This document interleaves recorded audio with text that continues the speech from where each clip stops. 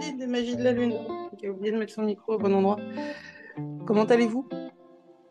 On va parler aujourd'hui de la nouvelle lune en poisson. Et c'est pas n'importe quoi, cette nouvelle lune en poisson, c'est la dernière du cycle des nouvelles lunes qui a commencé avec la nouvelle lune en bélier en 2022. Et elle se passe à un moment très particulier. Pluton va changer de signe prochainement. Saturne aussi va changer de signe. Jupiter, c'est un peu plus tard. Mais bon, Pluton et Saturne, c'est déjà pas mal, c'est déjà beaucoup, même, disons-le clairement.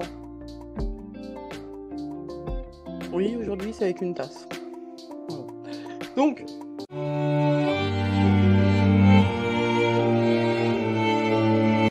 cette nouvelle lune en poisson, on va la regarder de près. On va en parler ensemble. La première chose que je peux vous dire, c'est: êtes-vous prêt à rêver grand? Globalement, c'est ça le message général de cette nouvelle lune. Êtes-vous prêt à rêver grand? Ce que vous allez lire partout, c'est que ce poisson-là, ce petit poisson, valorise directement les énergies neptuniennes. Et donc,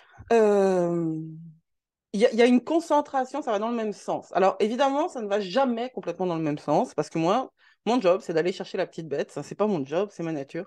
D'aller chercher la petite bête. Tout, dans le concert général, c'est ce que je disais dans la newsletter que j'ai postée cette semaine. Moi, je suis le petit nuage noir qui est là pour mettre en valeur la beauté du paysage. Il n'y a rien de plus chiant qu'un ciel bleu, quoi. Non. Bon, dit celle qui, dans la newsletter précédente, a dit qu'elle n'aimait pas le printemps. Ouais, ouais, c'est comme ça.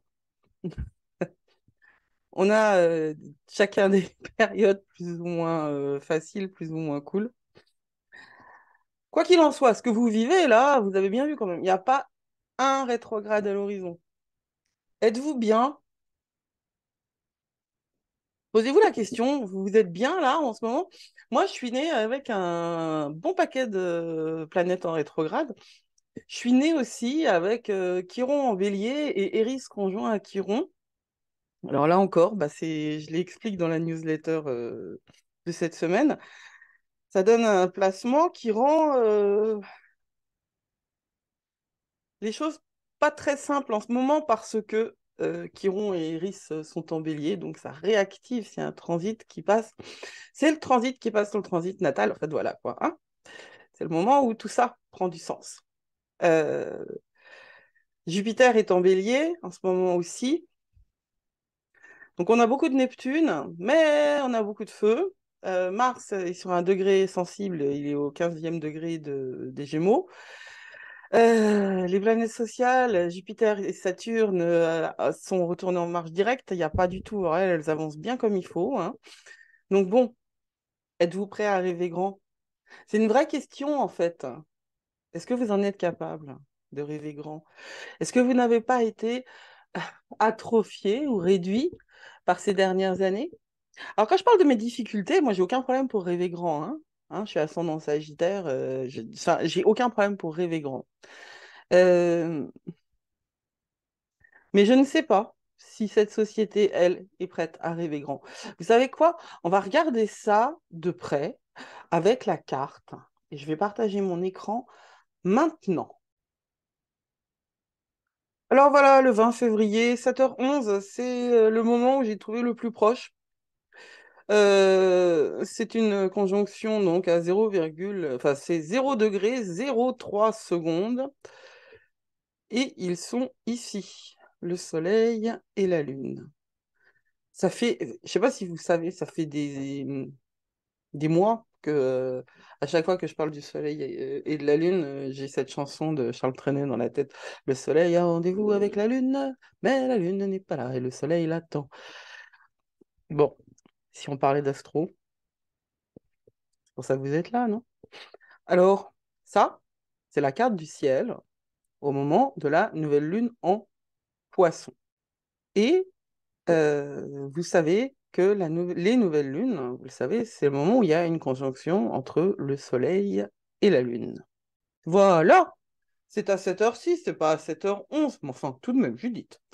Soyons un petit peu exacts. Donc là, nous sommes en conjonction totale et absolue. Vous avez vu, ici, on a le degré, là, on a le signe, et là, on a les secondes. C'est de la géométrie, mes enfants, de la géométrie. Alors, qu'est-ce qu'on voit sur cette carte du ciel qui représente, je le répète, une vision plane d'un système qui n'est pas plan. Puis en plus, ça, c'est une position géocentrée, c'est-à-dire que la Terre est centrale, c'est nous qui sommes au milieu hein, du thème astral. Ça n'a donc strictement rien à voir avec la réalité, parce que je ne vous apprendrai pas que le Soleil est au centre du système solaire. C'est une représentation. Et donc, il est vraiment très important, je l'ai déjà dit un certain nombre de fois, mais c'est pas grave, une vérité. Enfin, la formule d'origine, c'est une évidence ne perd pas de son évidence à être répétée. Mais moi, je peux tout à fait dire une vérité ne perd pas de sa vérité à être répétée. La carte n'équivaut pas au territoire et il ne faut pas les confondre. Et nous vivons dans un monde qui a tendance à confondre carte et territoire, qui a tendance à confondre modélisation et vérité.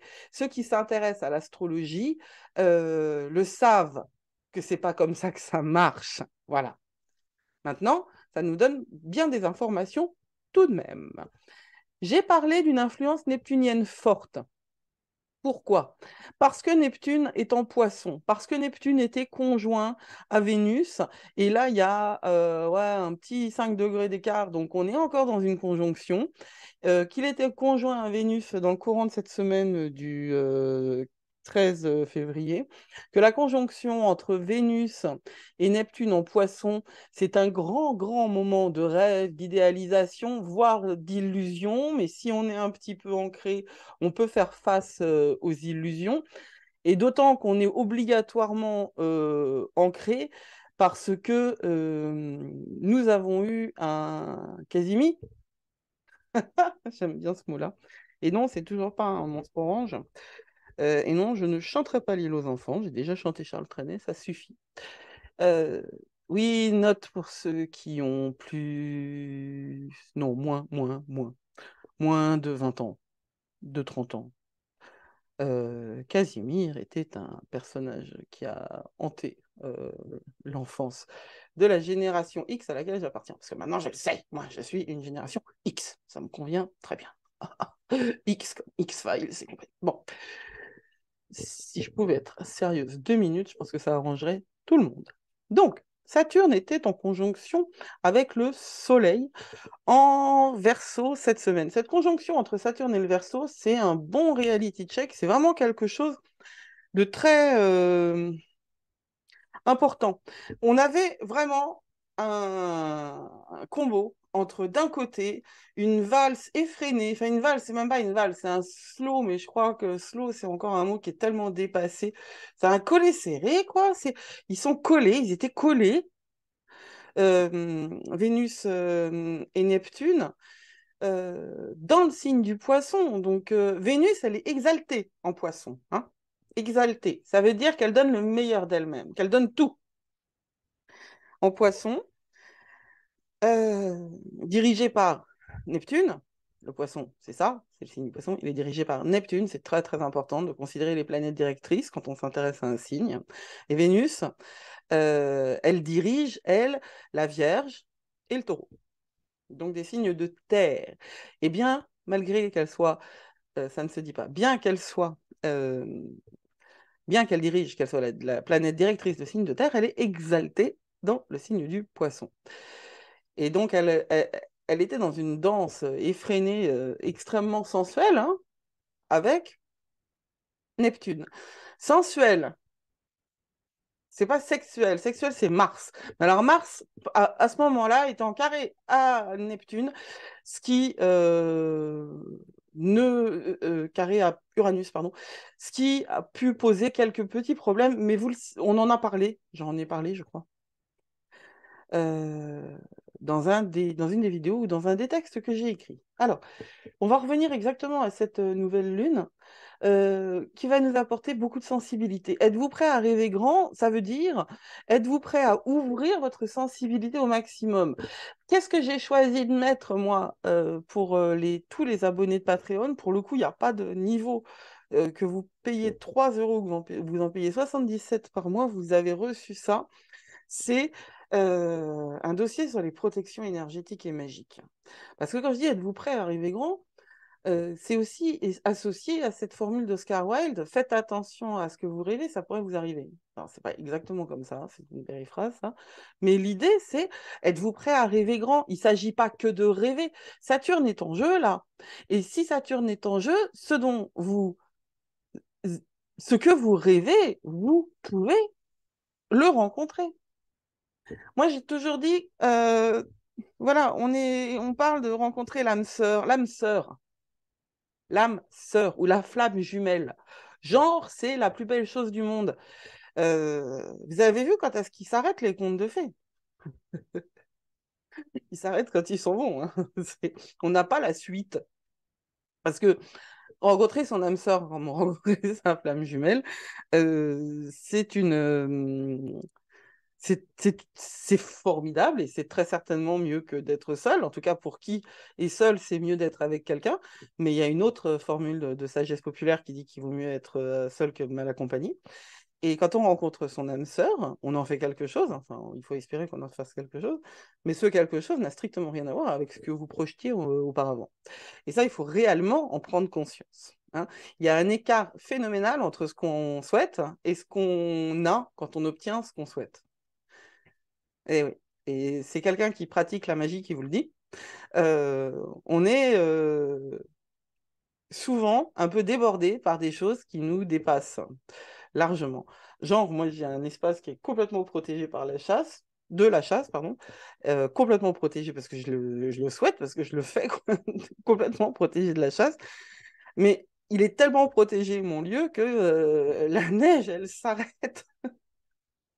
Elle s'arrête à quelques dizaines de mètres autour de chez moi. C'était très drôle quand il a neigé en Bretagne. Il a neigé partout autour, mais pas chez moi, quoi.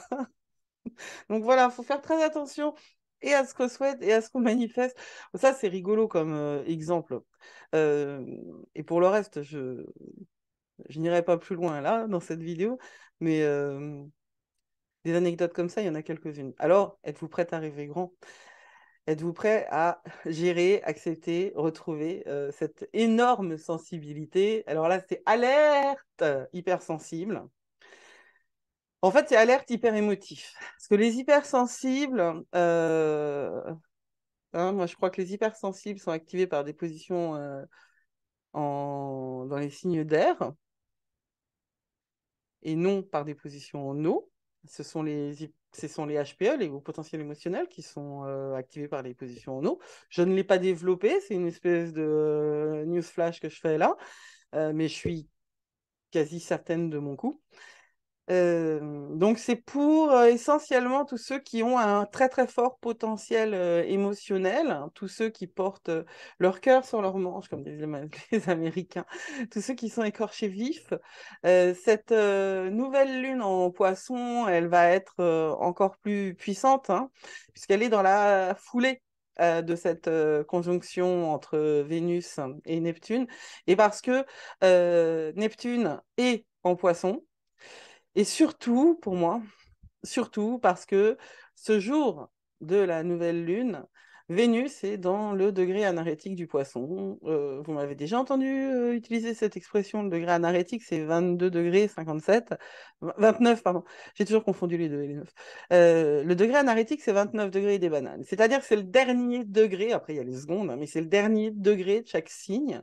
Et ce dernier degré, j'ai déjà expliqué, il porte en lui, mais ça m'embête pas de réexpliquer du tout, évidemment, il porte en lui toute la charge des 29 derniers degrés. En fait, c'est comme si tout s'était accumulé, concentré sur ce degré-là, sur Vénus, hein, toute la charge de rêve. Hein, le poisson, qu'est-ce que c'est? L'énergie du poisson, c'est du rêve, c'est de l'art, c'est de tous les possibles, mais tous les possibles, même ceux qui ne sont pas possibles, c'est des possibles quand même, de l'émotion, du manque d'individuation, il n'y a pas de personnalisation, on est tous frères, on est tous pareils, on n'a pas de limite, on sort du temps. Ah oui, parce qu'on est au premier degré. Cette nouvelle lune, elle est vraiment au tout premier degré du poisson. On sort à peine de ce temps beaucoup moins personnalisé, beaucoup plus froid du Verseau, temps dont on a besoin, évidemment. Euh, c'est une énergie fort neptunienne et on est obligé de faire face. Fort neptunienne parce que Neptune dirige le poisson et que Vénus va porter toute cette charge-là. Hein. C'est pour ça que c'est neptunien. On va faire face à notre vérité. Donc je reviens sur cette phrase qui est vraiment le mantra de cette vidéo. Êtes-vous prêts à rêver grand? Parce que vos rêves à vous, c'est ceux-là qui vont se réaliser. C'est pas les rêves des autres. Hein. Ce qu'on manifeste, c'est ce qu'on a en nous. C'est pas ce qu'on imagine avoir en nous si on fait pas le job. Donc, on va être confronté à notre réalité. Il est impossible maintenant de l'ignorer. Ce que nous sommes, ce qui est important, ce qui est vital, ce dont nous avons authentiquement besoin. Voilà tout ce qui va être mis en valeur. C'est vraiment le meilleur moment pour aller dans cette direction-là, d'autant que vous savez qu'on a encore quelques jours de tranquillité avant les rétrogrades. Alors évidemment, je disais que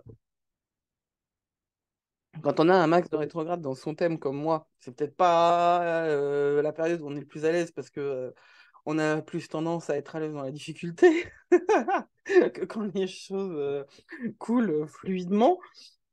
Mais c'est pas grave, c'est pas grave pour tous les autres et vous êtes très nombreux.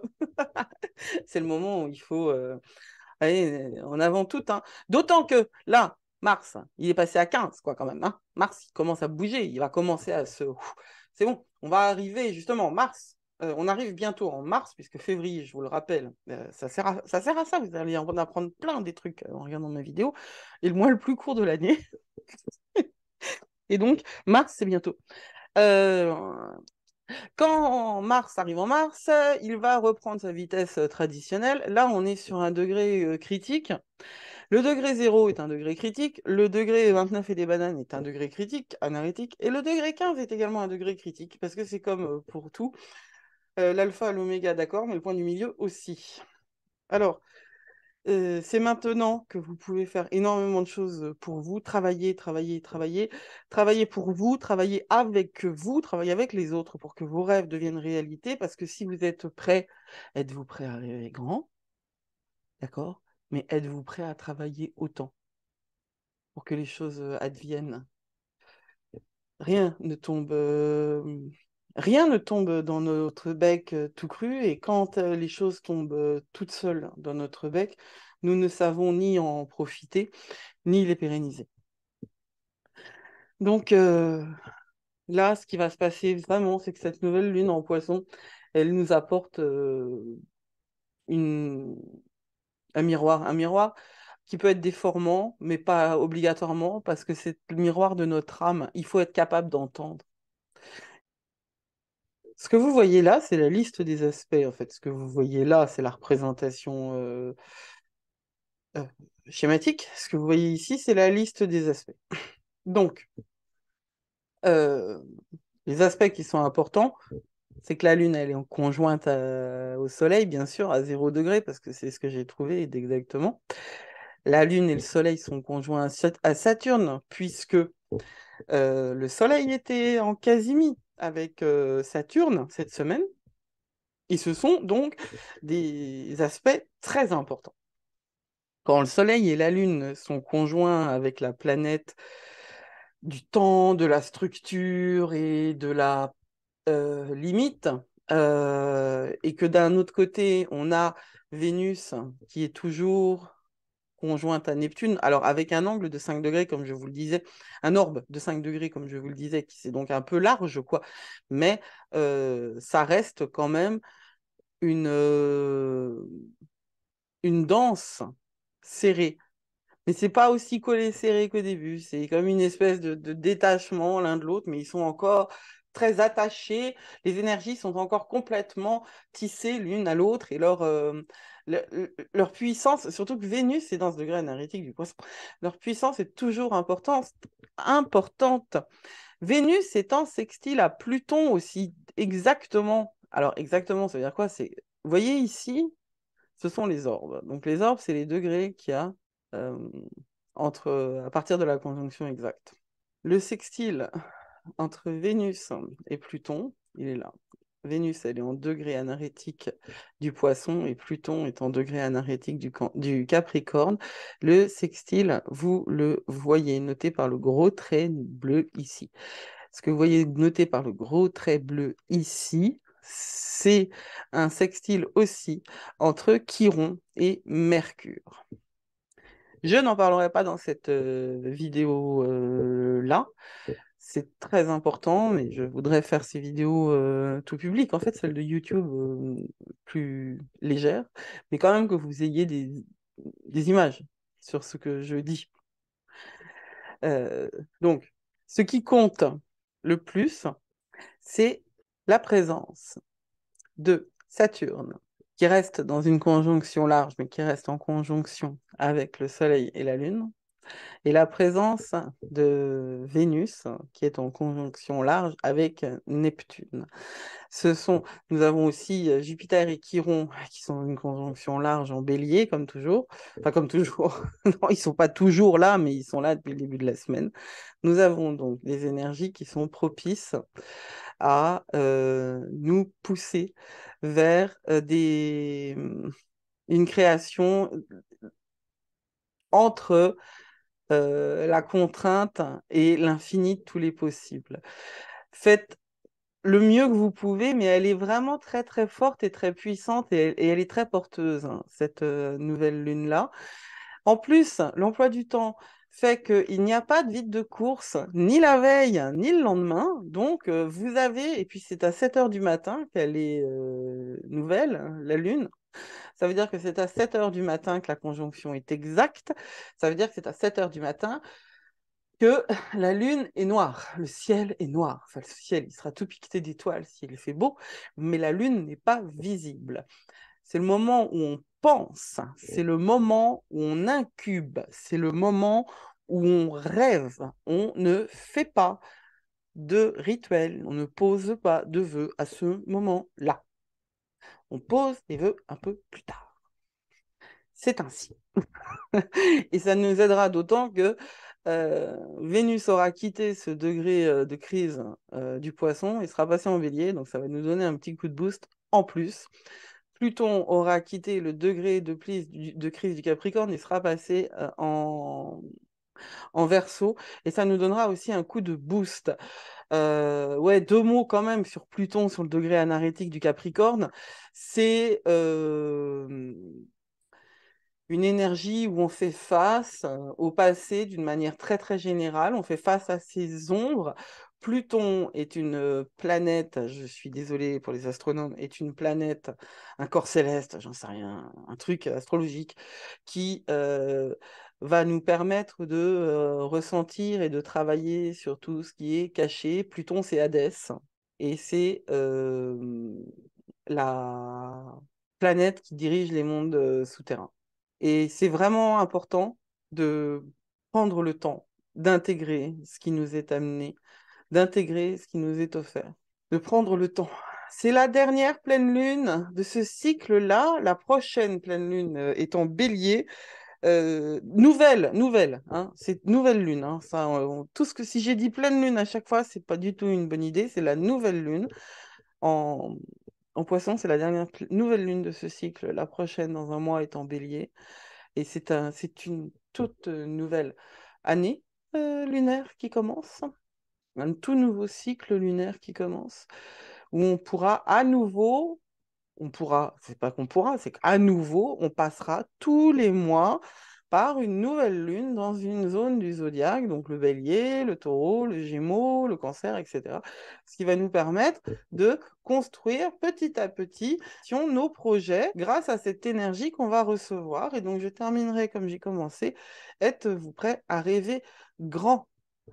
Rêver grand entendez les messages qui vous sont envoyés par Pluton en Capricorne, par Vénus sur le degré anarétique et Vénus qui passe en Vierge, en Bélier après, décidément. Êtes-vous prêts à entendre ça? On est au tout début du degré des Poissons, cette nouvelle lune.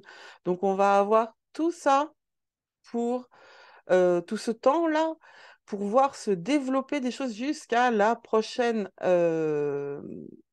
pleine lune qui sera en Vierge, puisque la dernière pleine lune était en Lion et que les pleines lunes sont toujours en regard.